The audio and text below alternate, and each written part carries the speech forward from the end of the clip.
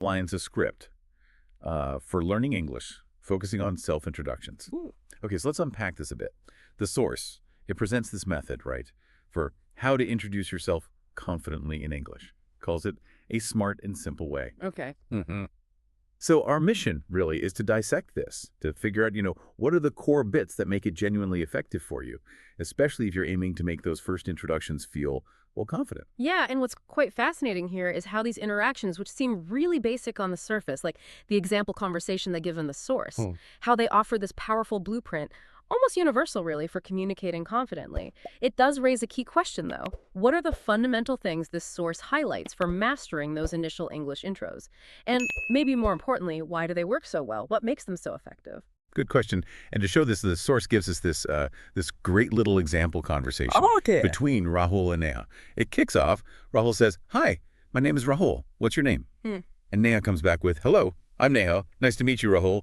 Yep. It's, direct, short, and boom, you've got that first essential piece. Names. Exactly. And it's not just politeness, is it? This quick name exchange is smart because it signals, okay, I'm open to talking, and it immediately gives you something to call the other person, a reference point. Yeah. Psychologically speaking, it just lowers that initial social barrier, Yeah. Clearly, space who's who. Right. And for English learners, it's incredibly simple. It's a low-risk, high-reward start, builds that little bit of confidence without needing complex grammar or, like, fancy words right at the beginning. Yeah, that makes total sense. Yeah. So, okay, names are done. What happens next in their example? Yeah. The conversation moves on naturally. Rahul asks, "Where are you from?" Neha replies, "I'm from Delhi." "And you?" And Rahul says, "I'm from Lucknow." What is it about this specific step, asking about origin, that works so well for building rapport? Well, this is where that smart design really shows, I think. Asking where someone's from is generally very safe ground, isn't it? It's a common topic.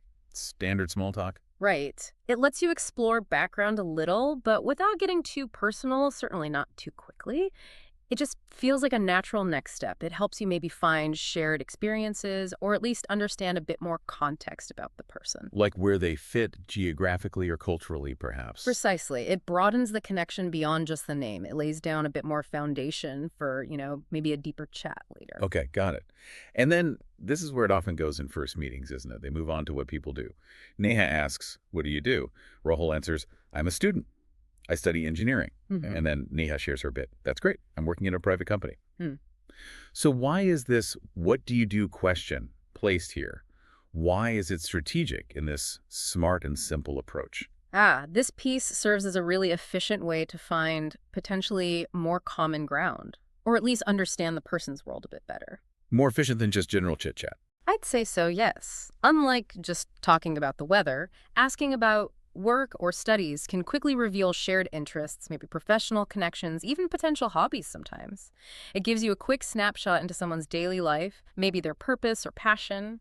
And for the learner. For the learner, it's simple, again, because it's usually a direct question with a fairly straightforward answer. I'm an engineer, I'm a student, I work in marketing. It minimizes the chance of getting lost or misunderstood. Yeah. So it's really about gathering quite impactful information efficiently, information that can naturally lead to more specific follow-up questions. This whole structure, this progression, name, origin, occupation, it helps learners build that conversational momentum and confidence too. Right.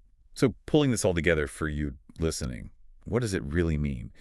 From this example, which seems pretty basic, right, Rahul and Neha, we've seen how just exchanging names, where you're from, and what you do concisely builds a complete and actually quite confident English introduction. The source really shows the power of starting with these core building blocks that streamlines things. Yeah, and if you look at the bigger picture here, this smart and simple idea from the source, it gives you a kind of universal framework. It goes beyond just learning English, actually. It shows how being clear, being direct, helps build that instant rapport. Mastering this basic flow, which we saw with Rahul and Neha, that's really key to handling those initial meet and greets smoothly, with confidence. Which brings us to maybe a final thought for you to consider. We've talked about these core bits: name, origin, occupation, they work, they're efficient.